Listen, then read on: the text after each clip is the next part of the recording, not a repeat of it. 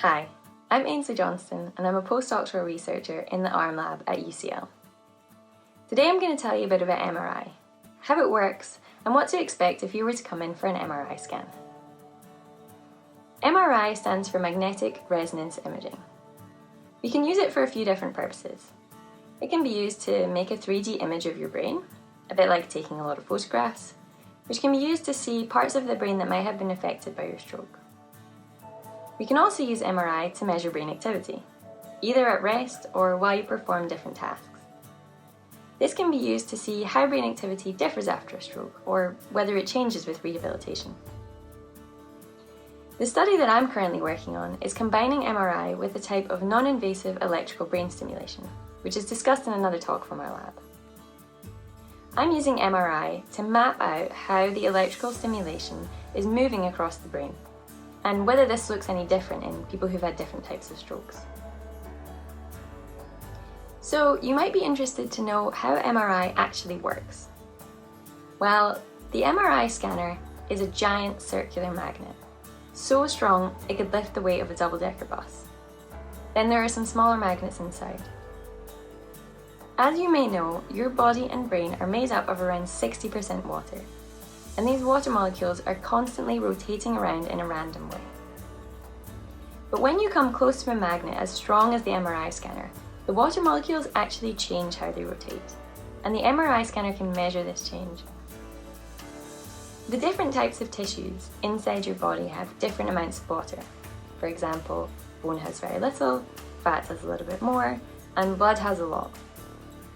That's why these different tissue types show up differently on an MRI image. If the idea of changing how the water molecules inside your body are moving around sounds strange or even a little scary, don't worry. MRI is completely safe. It doesn't affect any of the functions of your body or brain, and you don't feel anything. MRI also doesn't use any ionizing radiation like an X-ray or a CAT scan. So, what actually happens in an MRI research session? Well, the MRI scanner is located at 12 Queen Square, in the Wellcome Centre for Human Neuroimaging in London. If you were to participate in research, you'd be met here by a researcher, who would show you downstairs to the scanning room. The building is equipped with an elevator, so everybody can access the scan room.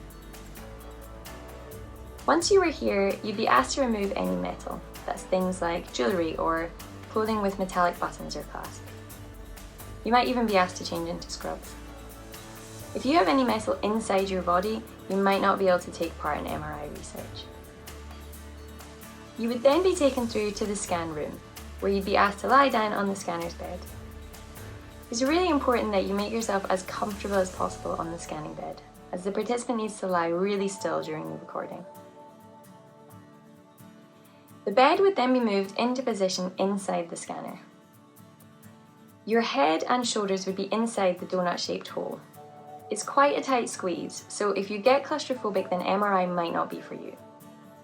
The MRI machine is also very noisy, so you'll be given earplugs or ear defenders to protect your ears and to make you feel more comfortable.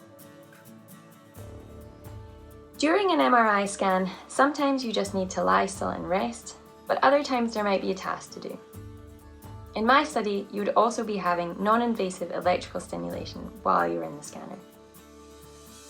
You would always know in advance what was going to happen on the day of the scan, but the researcher would go over all the instructions again on the day and would talk to you while you're in the scanner. If you think you're interested in taking part in MRI research, you can visit our website or the centre's website, or you can drop us an email. Thanks so much for listening.